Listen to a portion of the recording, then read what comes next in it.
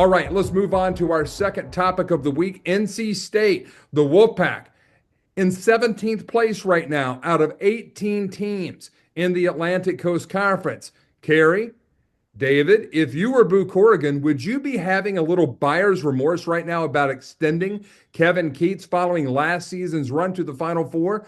Or is this perhaps just another example of fans having irrational expectations given the personnel changes that the Wolfpack went through, or even a byproduct of the ACC being behind by 20-some million dollars in that media money that could help fund the NIL and other things that we've talked about earlier in today's show? Yeah, from my understanding, Mike, it sounded like Boo was put between a rock and a hard place after the results triggered some contractual obligations that he had to Kevin, given the fact that those results were winning the ACC tournament and then getting to the Final Four. Now, be that as it may, you can always assess the financial projections. That's a tough projection to make if you're NC State. I mean, that's more of a question on the former AD than it is on the coach. Because you're the coach, it's like, hey, I just won. We're trying to build this extend.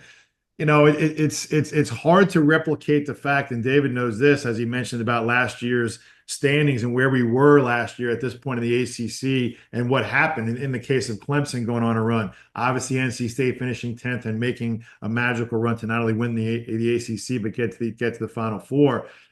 I'm not sure that it's about buyer's remorse as much as you can't always rely on that replicating itself, especially when you just obviously look at where it came from, how it started, what the basis was. You would hope that there were a lot of conversations in the offseason on how we're going to try to sustain this, or at least get ready for another cycle of a run that will keep the Wolfpack faithful happy. Compete in the middle of the conference, maybe go in and steal one from the big two or three, and then find yourself in the middle or the top of the pack based on the fact that you had some success that can be attractive to the transfer portal. You did it with transfers. You know, you've done it with kids that are kind of wild and free. You've got a kind of style that may be attractive to a lot of the kids in the portal that may not have had that freedom elsewhere. It had success and obviously got them to a chance two games in a national title. The finances involved are always going to dictate whether you're going to do this or not. Unfortunately, that's just the way of the world now. And it's even way more of the way of the world now than ever before. I don't know if there's any change that can happen other than a heart-to-heart conversation with Boo and with Kevin. How are we going about doing this? Maybe not to the extent and the level that we've already talked about in the differences in the comparison to Carolina and Duke. But I'm really curious as to where NC State is with this as well, because I think this is something that the entire league is going to need to do. Obviously spearheaded, you know, as we aptly described with Duke. But I think State, and you look at State, they've got staff, they've got depth on the chart. Like they have a chance to do this. And I know this now, having lived in Raleigh for the last 4 years. There are an unbelievable amount of Wolfpack people running around here. I mean, like, they stay here. They clearly come to school here, and it's like, we're in. We are in. We're packed forever. Like, they would love nothing more than to have some sort of even tiny piece of ownership in really putting together something comprehensive at State. That's not going to be, hey, we're going to beat Duke and beat Carolina, but we're going to be a clear number 3 in this league every year from how we support this, how we go about this, what we expect. I think it's realistic that if you did set it up that way and there was clear, you know, alignment between Boo and between Kevin, that should be the expectation. It definitely isn't finishing 17 out of 20 in a league that we've already talked about this year is, for the most part, maybe the weakest it's ever been, if not in most recent years, maybe ever before. This is a time that they had a chance to make that run. And obviously, you go back and look at their results.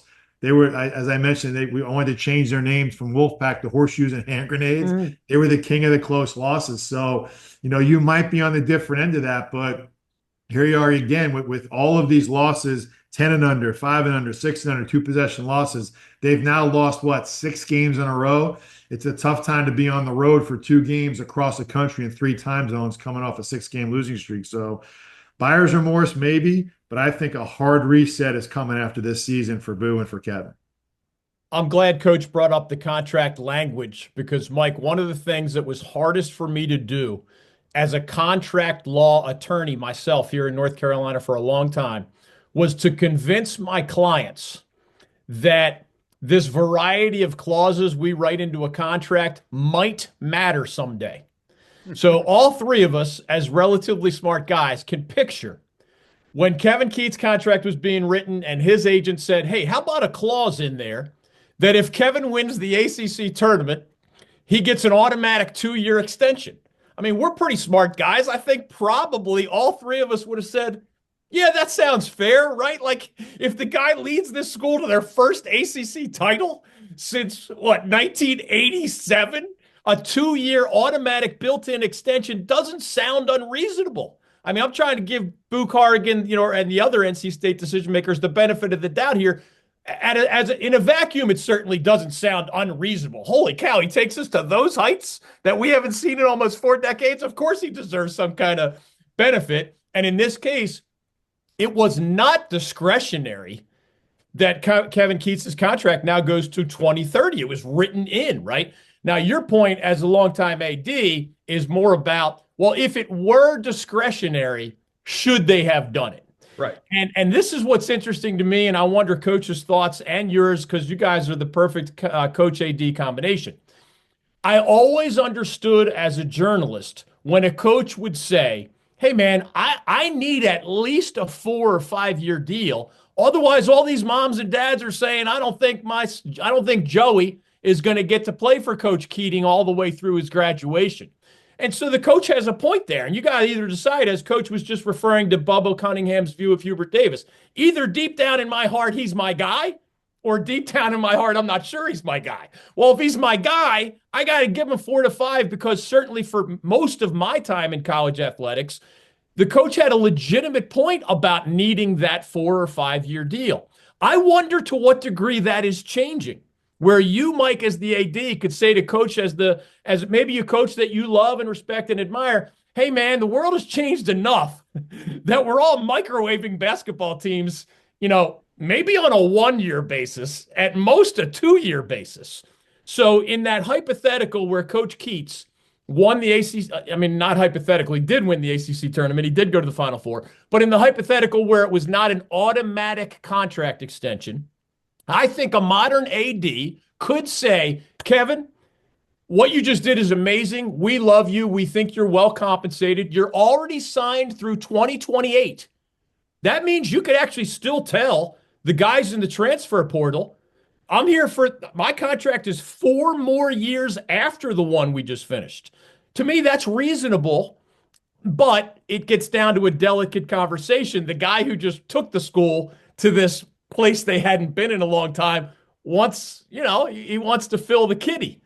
And it's a hard conversation to have if you're skeptical about an extension as the AD.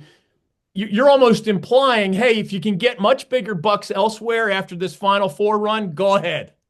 And that fractures a relationship a little bit between coach and AD. My last point on this is, and maybe it's best, I'll elaborate a different time, but remember Coach Keats told us on our show, hey, man, because of this run, transfers are looking at us differently than they did a month ago, 6 months ago, a year ago, 4 years ago. The bottom line is, in my opinion, State went 2 out of 5 on the transfer trail, I'll say. Marcus Hill is a nice guard, not elite, but a good guard from Bowling Green. Dontrez Styles, the former Tar Heel, I think has been good for the Wolfpack, the Georgetown transfer. But they got the Canadian kid who must be hard to evaluate, but he was the #1 pick in Canada's professional league draft. Now, I don't know what that means. How does that translate to major college basketball? I don't know, but he's been a bit player for them. Mike James, the Louisville guard. It's always dangerous, in my opinion, to take a guy from a horrendously bad team. Even if he had good numbers, it's a roll of the dice. I'd rather take Hunter Salas from Gonzaga, who could barely make the court, but I knew he played for Mark Few. And I knew while he was an off-the-bench player for 2 years under Mark Few, he learned a lot of good basketball habits, right? Sure enough, he becomes a first-team All-ACC guy at Wake Forest. The 2 guys State got from those horrendously bad Louisville teams, Brandon Huntley Hatfield is a so-so big man. Mike James has been injured and hasn't contributed at all. So that's 5 major college transfers. To me, only 2, being nice, have worked out. That's not, you got to capitalize more than that on your Final Four run in your ACC title. Otherwise, you're going to be 17th in an 18-team ACC. It's been 41 years, that drought for NC State from 1983 to 2024 to make it back to the Final Four. So the natural thing would be, hey, let's give Kevin all the money that he needs. He just made a lot of money for us with his NCAA shares. But Kerry, you know this, if you've not been recruiting guys for a while in the portal, and let's get away from, well, they had to wait until the end of the Final Four. Bullshit. You're contacting people throughout the season. If you're doing it right, and you have your scouting and your general manager or whoever's doing your player personnel, you're constantly evaluating what's available out there. Just because they made it to the Final Four, if they just got active in that portal, hell no, they're not going to bring anybody in. And nobody was looking at them realistically as a place that they wanted to land. If Carolina couldn't do it with their recent success, how is NC State going to do it? They were the nouveau riche in terms of basketball parlance in 2024. Man, I think this is a real tough spot for Boo Corrigan. If I'm going to sit there and criticize Bubba Cunningham, I'm going to at least say for Boo Corrigan, I got to give him a little bit of a break because, as you said, David, Boo was in between a rock and a hard place. He had to give that extension. Now you got to sit back and say, hey, do I want to go ahead and pay a 5-year buyout for this guy who still makes a relatively low salary and go out and get a guy? I'm going to play this guess'em game like a Will Wade. I've known Will Wade for a long time. Okay. He would fit at NC State. Kerry, I don't know if you agree with that. What do you think about the lack of development of NC State following that Final Four run? Well, there's a couple things here. We talked about potentially Bubba stripping it all down and just having the one-on-one with Hubert, and that's his guy. If Boo, take all of the other ancillary factors out, feels that Kevin can coach the team properly, he may not be in a position a la Duke to staff 14 people behind Kevin. Maybe he is. Maybe they want to make that change. You never really know. Obviously, Wolfpack football has its own little weird thing that I'm trying to figure out since I've been here too, that kind of lingers, right? And they're like just good enough to be exciting, but then they kind of go away. I don't really know if that plays into the thought process for Boo. But if there's two things, if you put me in that seat to say, okay, I'm married to Kevin for at least to 28 as we originally agreed, and maybe I'll eat the 2 years that I said that I put into the former contract, and I'll invest that money to get someone new in, or I'll make the investment to say, listen, let me go out, not me, but let's go out and find a former head coach that doesn't recruit for you, that doesn't do anything but just kind of sit in your seat and help you have some clarity. Because I think from all intents and purposes, look, Kevin had success coaching at Wilmington. He clearly had success recruiting at Louisville. He had success, I remember recruiting his kids, watching him coach at Hargrave. I think he can coach basketball. It's you sometimes get caught up in the whirlwind of exactly how it gets done in the micro and in the macro. And I think from Kevin's perspective, it would be helpful to have that. The other part of this too, and Mike, you touched on this, if you can't attract the same type of kids historically and even currently in a head-up recruiting battle versus the two teams right down the road in your own league, and talking about Duke and Carolina. And if you've now been given this ability and you've shown that it can work in some parts, a la last year, to go into the transfer portal, I'd offer this. I remember doing this. I did it for 2 years for the Houston Rockets. I went to literally every single Golden State Warriors game when I lived in California. And my sole job during that game, when I was done with my pregame radio duties, was to sit there and watch the other team play and then put together detailed reports of every guy on the roster. I went 3 hours before the game to watch guys on the first bus warm up and shoot. Like it was, and I was just a consultant, if you will. It wasn't my full-time job. I was part of a 6-person scouting staff. And even that was a thin staff, comparatively speaking, to the rest of the league in terms of numbers. I think you can get and you can build a department of scouting that's a little bit different than what we traditional think. Not scouting other teams, but literally not even player personnel and like give me analytics about our guys. And again, it's not 30 NBA teams. We're talking about 300, but you can whittle that down to about maybe 5 or 6 mid-major conferences and obviously the Power Four. So take 10 conferences and you go through those 150, times to maybe 1,000 players. I know it sounds like a lot, but I think you can have someone oversee, and that's all they're doing. They're not worried about if you're playing Duke tomorrow or what we're going to do against Clemson or what happens when we have to go to the ACC tournament and where we're going to eat dinner and what hotel. They're doing none of that. What they are only doing is everything else, to the point where I think you brought up, Michael, early on, like, okay, here's who we have. Here are the top 100 guys for what we do, for what you want to do, for what we need. This is a professionalization of the highest level that I don't think you need to necessarily go full on nuclear and say, we need 14 people doing these 6 things, even if it has an assistant. Let's start at where we can make the biggest impact first, because that impact also trickles down. It's the impact on the court. And if you can go out and put together, and mind you now, these guys are all a little bit averse to having 15 scholarships.